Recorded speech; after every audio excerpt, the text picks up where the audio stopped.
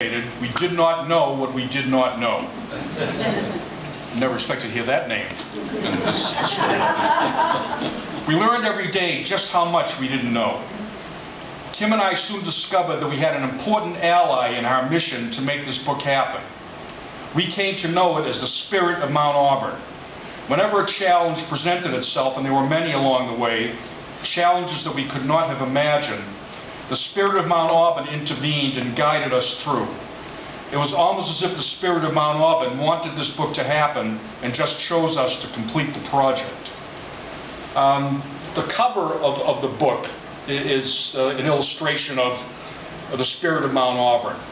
In 2011, Alexander the Great Horned Owl and his mate, Roxanne, had 2 owlets, and it was the first time in anyone's memory that there had been a nesting pair of great horned owls at the cemetery. So it was a fantastic thing. It brought people in from all over New England to see it. Every day was like a carnival. So in September, when the owlets were grown enough to fly around on their own and catch their own squirrels and whatever, they still stayed in the area in the dell, so we were able to watch them and see them almost every day. One Saturday morning in September, I walked into the dell, and this little owlet flew right over my head, landed on this tombstone, and gave me enough time for 2 quick photographs. I didn't know then that someday that it would be the cover of this book, but when the book started evolving, this seemed like the right photograph for the cover of the book, because the great horned owls are the iconic birds of the cemetery. There are lots of different birds. The red-tailed hawks are there all the time. You see them all the time. You might be driving and one flies by and catches a squirrel or perches on a tree. But owls, as is their reputation, are very private, very mysterious, so they kind of had this allure that other things didn't have. So when I finally decided with Kim that we were going to go ahead with the book, this photograph seemed to speak to us that this had to be. And there were other scary realities along the way. For instance, it was very important to us, essential really, that the cemetery administration liked the book. For Kim and I, if the cemetery admin didn't endorse the book, we would have felt that we had failed in a way. We had hoped that the president and CEO of the cemetery, David Barnett, who loved the idea, when I first told him about it in 2010, would write the foreword to the book.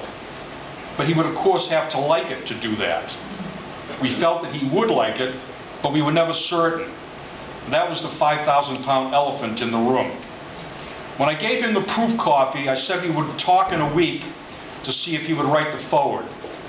When I asked him a week later if he would do that, his answer was, "John, why wouldn't I? This is wonderful."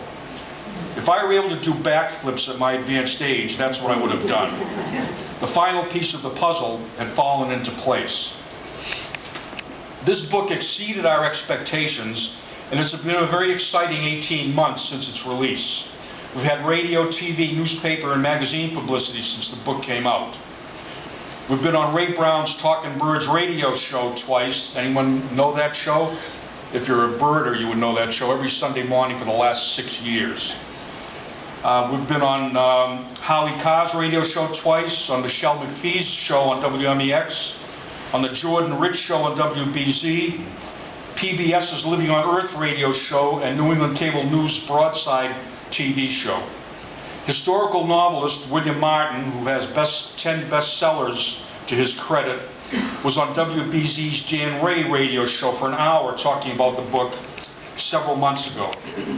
We now have a second printing, and things are going pretty well. I could never have imagined such things happening. If you go on our Facebook page, Dead in Good Company, all one word, you can watch and listen to some of our publicity events, and you can see from week to week what our contributors are doing. All of the authors involved, whenever they have an event, whenever there's something important that they're doing comes up, we put it on our Facebook page. So it's a run.